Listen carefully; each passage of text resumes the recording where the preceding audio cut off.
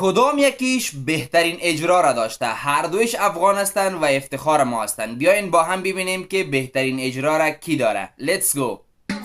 Vay vay vay vay vay vay Demet ablam hoş geldin otur bir şöyle Kuki takımlar şekil sonuyla Yakmış ablam bana da söyle Raga toprak papyadarak Yaptım hepsini sizden uzak Vuruldu kankam kurdu tuzak Dahkas gelecek lan bir salak Seni benim dar Bibin var Gökçe gel gel birim dar Yol pansiyondan bibim gar Alamadım hala bir firar Usan و حالا نوبت شماره دوم. بریم ببینیم با هم.